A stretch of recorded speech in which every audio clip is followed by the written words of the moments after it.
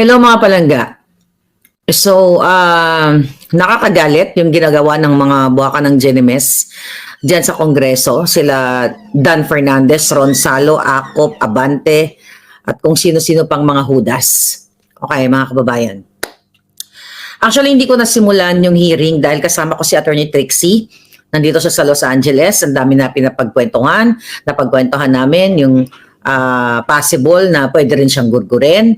Tapos pagod ako dahil hindi pa ako natutulog and everything. Actually, nung nalaman kong may hearing, naka-on lang yung laptop ko, nakahiga ako, nakatulog ako pag ganon-ganon kasi pinakikinggan ko. Mga kababayan, eto sabi ko nga sa inyo, kailan pa kayo kikilos? Ganito na yung estado ng Pilipinas. I'll tell you about Harry Roque.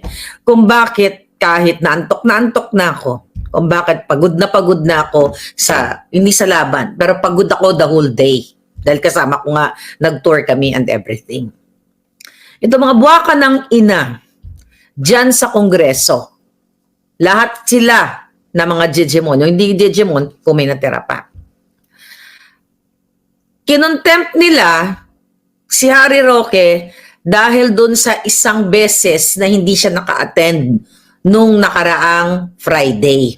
Naipaliwanag ni Spokes Harry Roque na kadalasan yung hearing ay every Thursday. So hindi niya na-anticipate na Friday, and based on his experience bilang isang dating mambabatas ay bihira ang hearing ng Friday kasi actually naikwento niya yan sa akin nung nandito siya.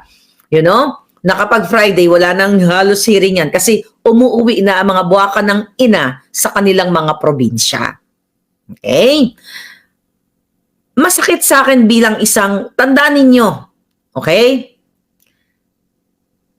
Nung December of 2023, okay?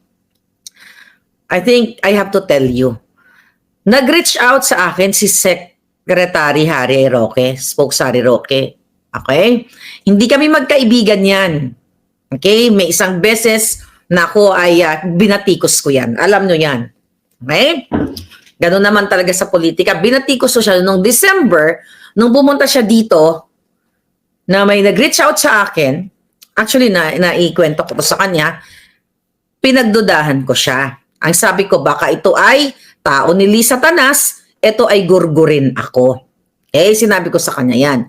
Pero nung nakita ko siyang lumalaban, ito, totoong nakikipaglaban, nakikita ko na totoong lumalaban to sa taong bayan. Kailangan kasi umpisan ko yung kwento. Hanggang sa umaattend siya ng maisog, yung mga speech niya na pinapakinggan ko and everything, even before, nung panahon ni Pangulong Duterte, na-interview ko yan, but we don't have connection at all. Wala kaming friendship na na-develop niyan. Okay? Parang professional lang talaga, interview, dadan ako sa sekretary niya. Pero nung nakilala ko siya, nung pumunta siya dito, di ba, kinuwento ko na sa inyo, na si Harry Roque ay isang matalinong abogado na hindi naman galing sa kahirapan na pamilya, galing sa maayos na pamilya, pero sabi ko nga, cowboy, walang arte, nakikibagay kahit sa takip ng styro kumakain, walang alta-altang ganon. Kaya nagustuhan ko yung pag-uugali niya at minute ng mga tao dito sa Los Angeles. At nagustuhan siya dahil napakatotoong tao. Ngayon, nung pumunta si Harry Roque dito sa Amerika, mga palangga, dahil in-invite namin dito sa party na yan, okay? Unang-una, hindi namin ginastosan yan mula sa Pilipinas. So, in-invite ko siya, hindi siya nagsabi na, oh, Marlica, dapat i-accommodate us. Walang ganon. And we are grateful sa kanya. So, nandito siya, getting to know, mga kababayan, mga palangga. So, Washington, New York, ganyan-ganyan. So, pagbalik niya, after ng event namin, that was July 21, nag-travel siya papuntang New York, Washington, tapos balik na naman uli sa Los Angeles. Unang-una, si Spokes Harry Roque, mayroon siya talagang heart problem. At mayroon siyang diabetes, mayroon siyang insulin, may problem siya. Talagang mayroon siyang medical condition. Actually, nagjo-joke pa nga kami. I have to tell you the behind the scene. Sabi ko, At na-appreciate ko, you know what? Nung pagdating niya dito, dahil first time kami, meron siyang, wala kang makikita sa kanya talaga na parang umataas to dating spokesperson. Nagjo-joke pa nga siya, naku Marlica, baka gurgurin nila ako, ganyan-ganyan. Ito, may dala ko na yung 3 months kong gamot. Okay? So may pagkakataon na sinasabi ko sa kanya, huwag ka na kaya spokes bumalik sa Pilipinas. Kasi isa-isahin ka na kayong gurgurin doon. Naku, sabi niya, hindi, wala naman akong dapat ipagkatakot sa kanila. Sabi ganon. Sabi ko, spokes, okay? Kahit wala kang kasalanan, gugurgurin ka ng mga puki ng inang ito. Sabi ko, alam yan ng mga palangga ko, mga kababayan. Masakit sa akin, alam niyo ba, nung bago siya umuwi, syempre may mga kaibigan niya na pag kinukwento niya, alam mo, sabi ng kaibigan ko sa ganito, wag na lang daw ako umuwi kasi gugurgurin ako ng bangag na gobyerno, ganyan-ganyan. Actually, nag-ask siya sa akin. Okay, Marlica, ano sa tingin mo? Gugurgurin ba nila ako? Literal? Or, you know, kasi may pa-schedule na hearing na yun eh. Ang advice ko, kung later on, pag narinig ni Attorney Spokes yun, ano ang sabi ko sa kanya? Spokes, I think tama yung mga kaibigan mo kasi wala akong tiwala sa mga putang inang itong mga bangag na ito eh. Okay? Sabi ko, bakit hindi mo na lang kunin yung offer ng mga kaibigan mo abroad? Na magstay ka muna kasi kahit na ano pang galing mong sagot, kahit napakatalino mo, Spokes, hindi ako nagkamali. Di ba? Spokes, sinabi ko to sa'yo. Sabi ko, kahit gaano ka katalino, sabi ko, kahit gaano ka kagaling, kahit maayos ang sagot mo, tutuluyan ka ng mga waka ng inang ito. Okay? Anong sabi mo sa akin, Attorney Harry Roque? Hindi, Marlica, haharapin ko sila. Sabi niya, kasi pag hindi ako umuwi, sabi niya, sino na yung magsasalita?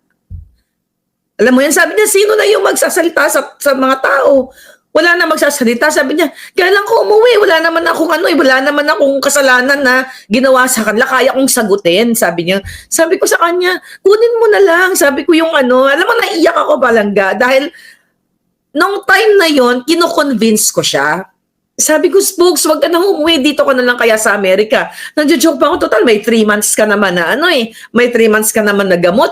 We will help you. We'll take care of you. Tapos hindi, sabi niya, babalik ako, wala naman akong kaya kong sagutin lahat. Tapos, pinupush ko siya. Sige na, huwag ka na bumalik doon, gugurgurin ka nila doon. Sabi ko, kilala ko yung mga demonyong yan. Kita mo naman yung mga pinagagawa, di ba? Sabi niya nang ganun, hinigiit niya. Sabi niya, kaya ko lahat sagutin yan. Dahil wala naman silang masisilip sa akin. Sabi ko, kahit wala silang masisilip sa'yo, gugurgurin ka nila. And I'm worried, sabi ko ganun sa kanya. So, nag-decide siya na umuwi siya. Okay? Na umuwi siya kasi ang sabi niya, haharapin niya tong mga demonyo na ito. Lagi ko siyang pinapalahanan, mga kababayan. Lagi ko siyang pinapalahanan kasi nga, meron siyang heart condition. Okay? Nagtutusok siya ng insulin, nakikita namin, at not only me, yung mga tao dito sa mga kasama ko sa LA, nandoon kami sa room niya, nagkukwentuhan kami, talagang kinukonvince siya, huwag ka nang bumalik doon, papatayin ka, gugurgurin ka ng mga putang inang yan. Okay? Ano nangyari ngayon? Humarap siya sa dalawang hearing, I think 3 hearing na. Tapos nung last nung nakaraang Friday, okay? Actually, mga kababayan, sinabi niya sa akin yon, okay, na may hearing na naman, sabi niya ng Thursday, sabi niya,